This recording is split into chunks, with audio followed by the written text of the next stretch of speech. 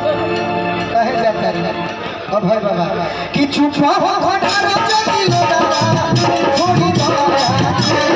छुपा हो घटारा चली लो दादा थोड़ी दया छुपा हो घटारा चली लो दादा थोड़ी दया रोजनिया रमाया रोजनिया रमाया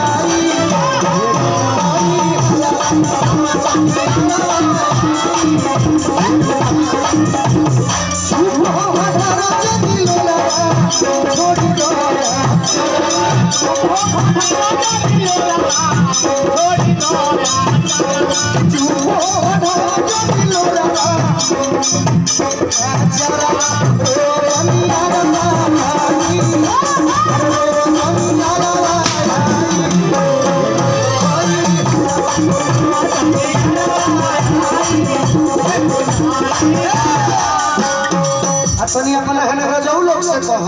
है ना रजाऊ लोग बैठल बारे अपनी है ना धक ए तू धर धर तनी मजा लेवे तो से है कौन लहरिया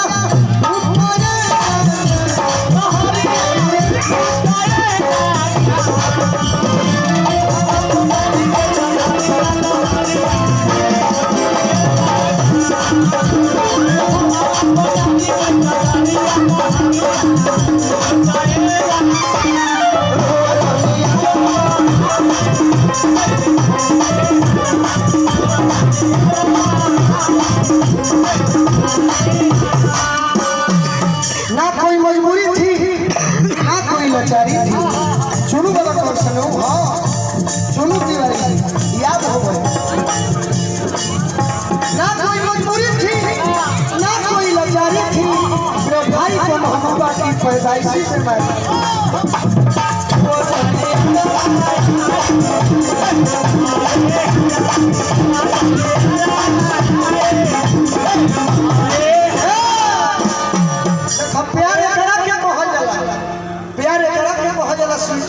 लड़की ससुरा जाती है बाकी कहत है कि आई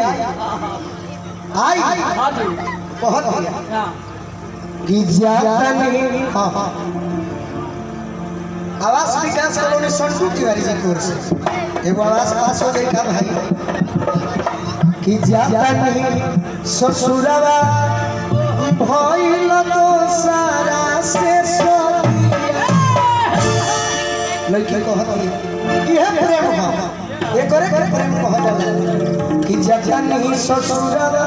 भइल सारा से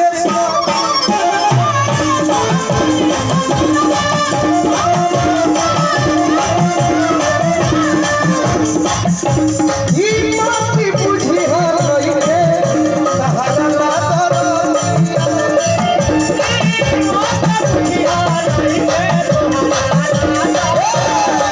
धरती हमारा टूना भैया के देखो कोई बहुत दीवाना हो जाले कल दोसर कोई के नाम दिल पे होई एबे से तहार दिए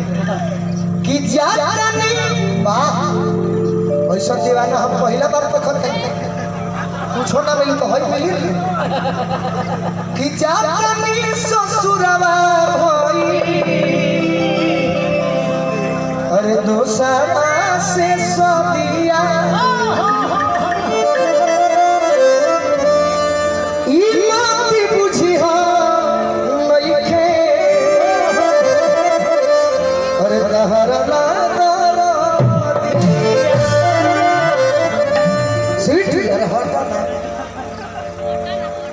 एगो बात बताओ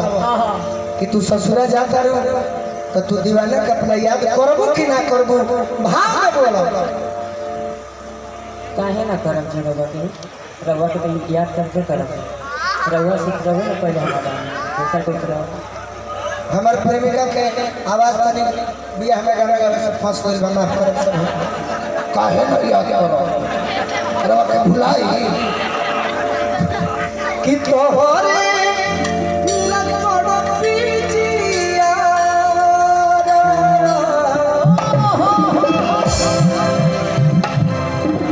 के घर कि तोहरे लगन